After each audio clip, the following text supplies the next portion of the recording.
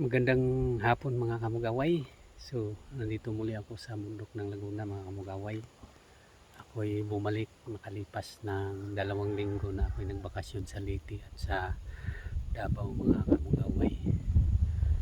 So, ngayon ako'y nalungkot mga kamugaway sapagkat ang aking bantay dito ay biglang umuwi na hindi nagpasabi mga kamugaway.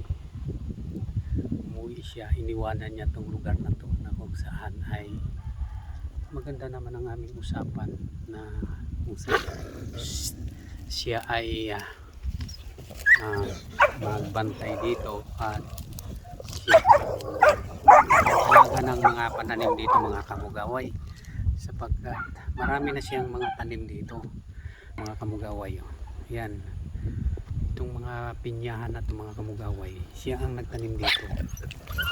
Yan, malawak tong mga pinyahan dito mga kamugaway, siya ang nagtanim dito at siya ang naglilinis sa mga masukal na bahagi dyan mga kamugaway.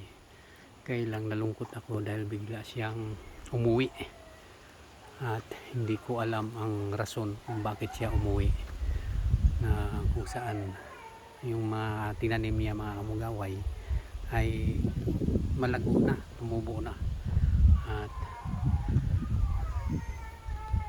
maganda ang usapan namin dito. Kung ito man ay mamunga na at maharbis ay maghati kami sa mga binta kung ito ay may bunga na at mai-deliver na namin sa mga palengke yung harvest nitong mga pinya na to.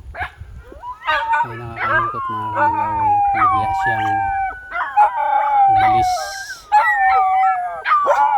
bigla niyang iniwan yung kanyang mga pananim. Bagamat sinusulduhan ko siya dito yung kanyang mga naitanim ay hindi lamang sa amin kundi mayroon din siyang bahagi dito. Kaya nakakalungkot mga kamugaway na bigla siyang umalis at hindi ko nakausap nung pagbalik ko galing sa pagbakasyon ko sa Leyte at sa Mindanao. Nakakalungkot mga kamugaway sapagkat matagal ko rin siyang nakasama at talagang masipag siya sa paglilinis at pagtatanim. Ngayon ay wala na siya, hindi ko pa nakausap. So ngayon yung lugar na yan, siya din ang naglinis dyan mga kamugaway. Yan, so malawak ito, marami pang lilinisin, kaya lang ay umalis na siya. Nalulungkot ako, wala na siya. So yun lang po mga kamugaway, maraming salamat at thank you for watching.